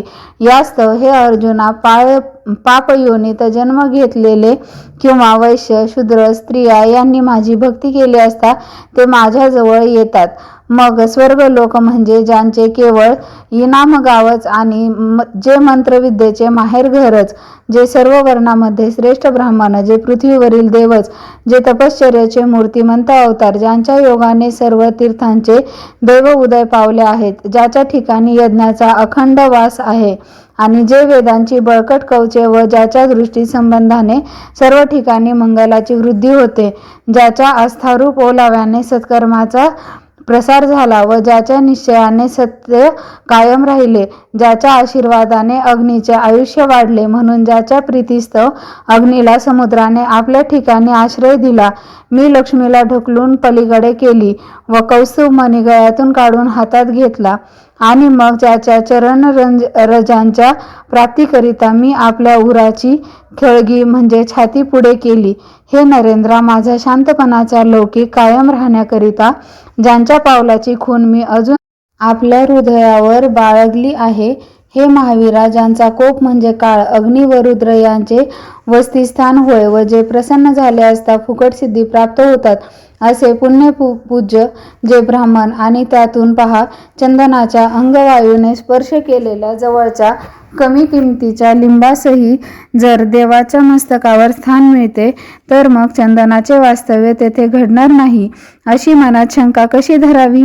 अथवा त्या ठिकाणी त्याचे वास्तव्य घडले असे सांगितल्यावर खरे वाटावे, नाही तर ते खोटे का होईल? विषप्राशन केल्याने त्यापासून होणाऱ्या दाहाचे शमन होईल अशा आशेने शंकरांनी मस्तकावर निरंतर अर्धचंद्र धारण केला तर दाहाचे शमन करणारा व पूर्ण आणि चंद्राहून सुवासाने अधिक असा जो चंदन तो सर्वांगावर सहजच का धारण केला जाणार नाही?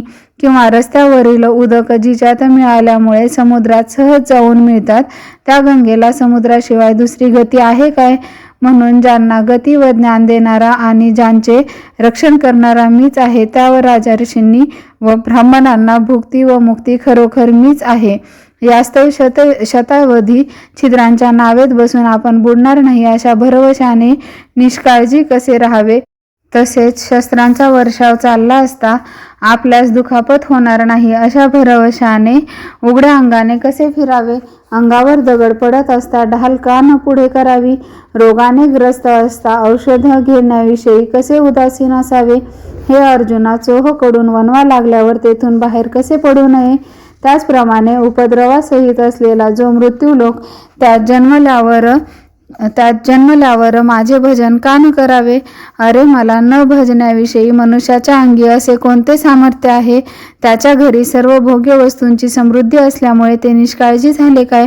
का मला न भजता विद्या, तारुण्य यांच्यापासून सुखप्राप्ती होईल असा प्राण्यांचा भरोसा आहे? तर बाबा रे, जितक्या म्हणून भोग्य वस्तू आहेत तितक्या एका देहाच्या सुखाकरिता उत्पन्न केलेल्या आहेत आणि पाहू गेले असता ह्या मृत्यूलोकी देह काळात तोंडात पडलेला आहे. या मृत्यूलोकाच्या बाजारात दुःखरूपी माल भरलेला असून मरणरूपी माप चालले आहे. त्या ठिकाणी बाजार उठण्याचे समय मनुष्य रूपाने येणे झाले आहे. तर हे पंडुसूत, अशा वेळी जीवाला सुख होईल अशी कोणती खरेदी करता येईल? हे पहा, विस्त विजून गेल्यावर राहिलेली राख फुंकून दिवा लागेल का? अरे, विषाचे कांदे वाटून ते पिळावयाचे व त्यांचा रस काढल्यावर त्याला अमृत असे म्हणावयाचे व ते पिऊन ज्याप्रमाणे अमर होण्याची इच्छा करावयाची, त्याप्रमाणे या विषयांपासून होणारे जे सुख ते केवळ महत् दुःख आहे. परंतु काय करावे, जे अज्ञानी आहेत त्यांना त्यांचे सेवन केल्याशिवाय होत नाहीत. किंवा पायाला झालेल्या जखमेवर डोके तोडून बांधणे जितके चांगले, तितक्याच या मृत्यूलोकीतील गोष्टी चांगल्या आहेत. म्हणून या मृत्यूलोकीच्या सुखाच्या गोष्टी कोणाच्या कानी पडणार आहेत? विस्तवाच्या अंथरुणावर निजले असता सुखाची झोप कशी लागणार? ज्या मृत्यूलोकी चंद्राला देखील क्षय लागतो, जेथे अस्ताकरिता सूर्यचंद्र उदयास येतात व जेथे दुःख हे सूर्याचे पांघरून घेऊन जगाला छळते, जेथे कल्याणाचा अंकुर फुटल्यावर लागलीच त्यावर अकल्याणाचे आच्छादन पडते व मृत्यू हा उदरातील गर्भाला देखील शोधित येतो, ज्याचे चिंतन न करावे त्याचे करण्यास लावून त्या योगाने यमदूत हे प्राण्याला घेऊन जातात व कोणत्या गावी जातात याचा शोध लागत नाही. अरे, सर्व वाट्या शोधल्या असताही जेथे माघारी येण्याची गोष्टच नाही व ज्या ठिकाणी मृत्यू पावलेल्या लोकांच्या गोष्टी हीच पुराणे, तेथील अशाश्वततेचा लौकिक सृष्टी उत्पन्न करणाऱ्या ब्रह्मदेवाच्या आयुष्यापर्यंत जरी वाखिनीला तरी संपणार नाही. अशी ज्या मृत्यू लोकाची स्थिती, तेथे जन्म घेणाऱ्या लोकांचा निष्काळजीपणा पाहून मोठे नवल वाटते. हे पहा, प्रत्यक्ष अथवा परलोकी होणाऱ्या लाभाच्या प्राप्तीकरिता जे एक कवडीही खर्च करीत नाही, ते सर्व प्रकारे हानी होणाऱ्या ठिकाणी कोट्यावधी द्रव्य खर्च करतात. जो प्रस्तुत काली पुष्कळ विषय सुखात गुंततो त्याला सुखी असे मानतात व जे लोभी आहेत त्याला ज्ञानी असे म्हणतात. ज्याचे आयुष्य थोडे राहिले आहे व ज्याची शक्ती बुद्धी कमी झालेली आहे त्याला वडील म्हणून पाया पडतात. लहान मूल जो मोठे होतो तो त्याचा आनंद मानतात, परंतु त्याचे आयुष्य उलट कमी झाल्याबद्दल त्यांना दुःख होत नाही. जन्मापासून दिवसानुदिवस काळाच्या स्वाधीन होत असतो, परंतु आनंदाने वाढदिवस करून गुढ्या उभारतात. अरे, मर हा शब्द देखील सहन होत नाही आणि मेल्यावर तर रडतातच, परंतु असलेले आयुष्य संपत चालले आहे याची मूर्खपणाने खिजगणितीही करीत नाहीत. बेडकाला साप गिळीत असता तो जिभेने माशा धरून गिळीत असतो, त्याप्रमाणे हे प्राणी कसल्या लोभाने आपली इच्छा वाढवित असतात, कोण जाणे. हाय हाय, किती ही वाईट गोष्ट. या मृत्यूलोकी सर्वच गोष्टी उलट्या घडतात. तर अर्जुना, तू जरी येथे यहच्छेने जन्माला आहेस तरी झडकर वेगळा हो आणि ज्या योगाने माझ्या अविनाशी पदाला प्राप्त होशील त्या भक्ती मार्गाला लवकर लाग.